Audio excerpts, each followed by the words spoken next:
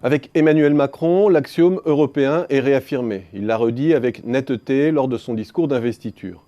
L'Europe dont nous avons besoin sera refondée et relancée car elle nous protège et nous permet de porter dans le monde nos valeurs. Mais cette refondation a un préalable, les réformes internes. C'est ainsi que l'on peut entendre un autre passage de son allocution. La France n'est un modèle pour le monde que si elle est exemplaire.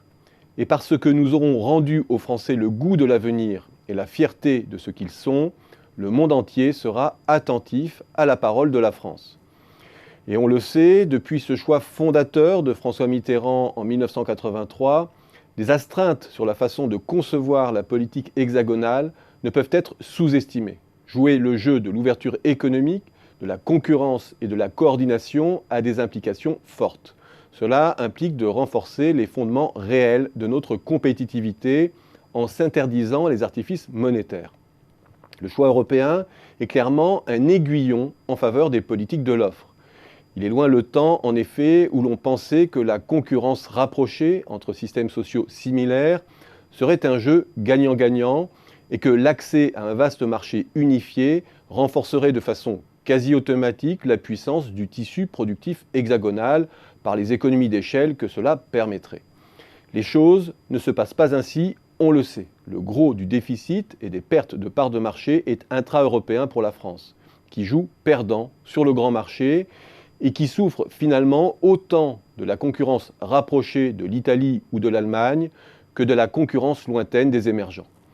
Avec une Allemagne qui tire aujourd'hui les plus gros dividendes du marché unique, compte tenu notamment de son accès privilégié aux ressources de la frange orientale de l'Europe élargie. Mais pas seulement. La géographie de nos déficits montre que tout ne relève pas de la compétitivité prix. Le poids des Pays-Bas dans nos pertes ou de l'Irlande montre aussi les ravages de l'optimisation fiscale et de l'intérêt pour les grands groupes de facturer en dehors du territoire. Elle porte aussi la marque de nos problèmes de gamme. Face à cela, la France est objectivement dans une impasse. Elle peut rendre sa fiscalité plus attractive, la faire basculer sur les ménages, réduire les cotisations sociales et stimuler les investissements stratégiques dans l'éducation, la formation, la recherche, etc. Mais difficile alors pour elle de satisfaire les critères budgétaires, ou difficile aussi, dans le même temps, de ne pas creuser ces fractures sociales qui font le lit du populisme. Tout le danger du préalable de l'exemplarité française que propose Macron est là.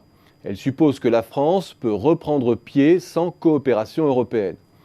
Or, si dans le programme de Macron, il y a d'abord des éléments qui favorisent la compétitivité coût et qui peuvent remettre en selle la France par rapport à l'Espagne assez rapidement, il y a surtout des éléments qui s'attaquent à la compétitivité hors coût, tout ce qui relève de la formation, de la fiscalité du capital notamment, qui vise à reprendre pied face à l'Allemagne, mais dont les dividendes ne peuvent être retirés que dans la durée.